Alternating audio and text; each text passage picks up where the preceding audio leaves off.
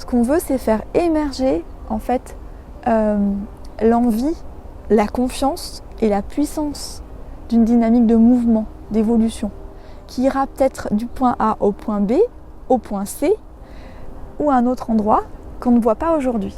Et ça rend aussi la personne plus, alors moi je dis résiliente, mais en tout cas, ça renforce sa capacité à évoluer.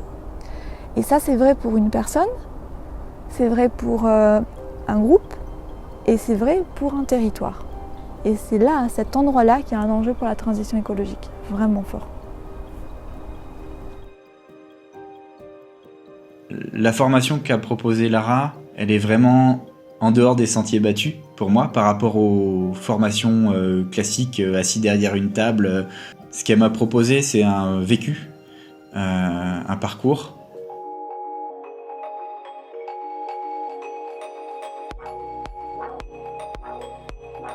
Après ma thèse donc au CNRS en neurosciences, la transition s'est faite parce que comme j'avais cette culture scientifique, j'ai très vite construit une grosse base de connaissances en santé environnementale.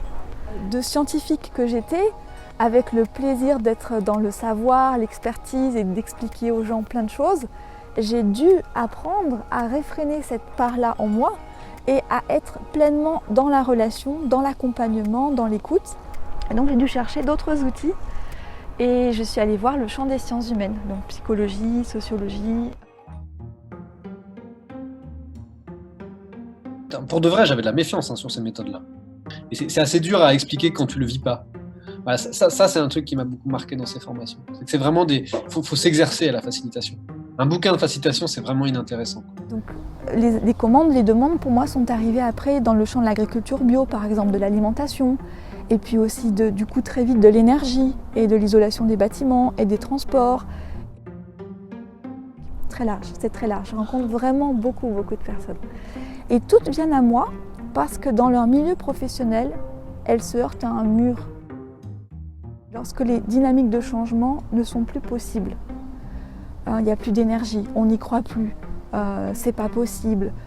À la fin de mes interventions, en général, ils ont retrouvé de la clarté, du sens, et ils retrouvent de la confiance, de la créativité et de la capacité à mobiliser, donc du leadership, les acteurs autour d'eux.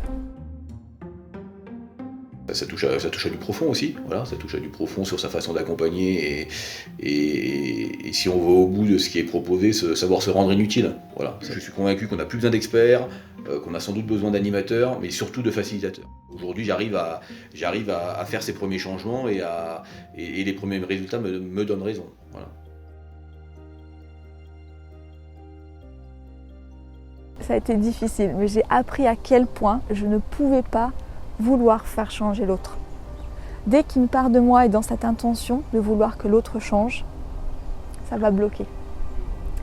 Et ça, j'ai dû le vivre douloureusement pour vraiment l'intégrer complètement et être en mesure de le transmettre depuis un endroit vécu, depuis une expérience.